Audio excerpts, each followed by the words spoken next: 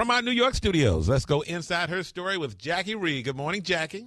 Good morning, Tom, Sybil, and Jay. Listen, you guys, for many women, divorce can not only leave you with a broken heart, but some serious credit problems due to your ex doing things like not paying his bills post-divorce.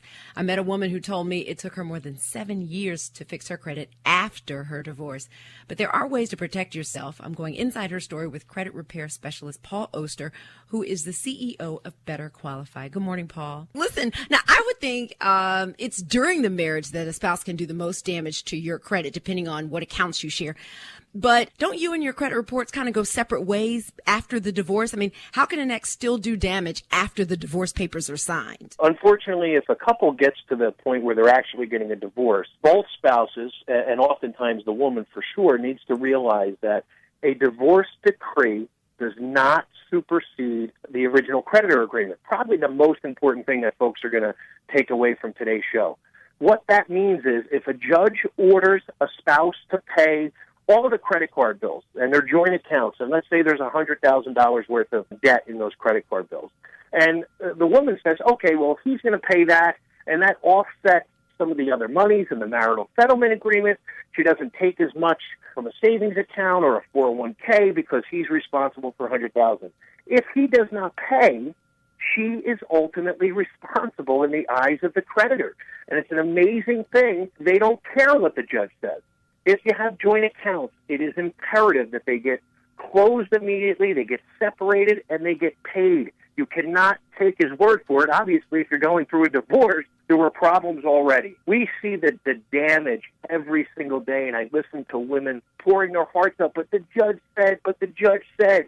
And it's an amazing thing to me that more people do not realize that. Now, is it mostly women that you hear from in these types of situations? Because a lot of women still let their husbands handle the finances and really don't get involved in that. Do you still see that happening?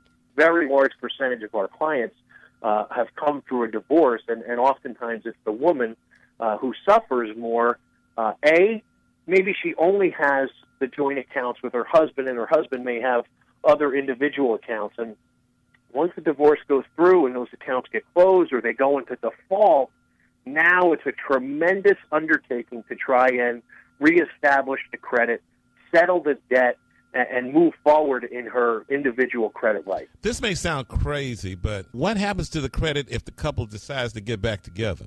Then they would both be responsible at that point in time. It won't get any better. No. It doesn't. It doesn't have any effect. The marital status has no effect on credit, other than the fact that you may have joint accounts, together. So I speak all the time in front of groups, and I just tell them, congratulations, you're moving forward. You're going to get married, but you don't have to be married with credit. You can get the same credit cards, just get individual accounts, and you can pay those accounts out of a joint bank account.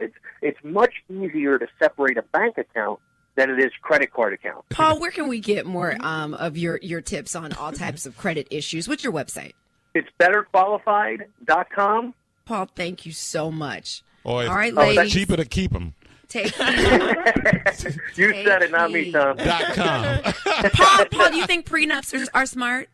If you don't have a lot of money? Oh, yeah, I can answer that one. No, but do you have to be rich and famous to have a prenup? No, and prenups are smart, but again, they don't supersede original agreement, and it's almost a separate issue to deal with. A prenup will not protect you against credit card default.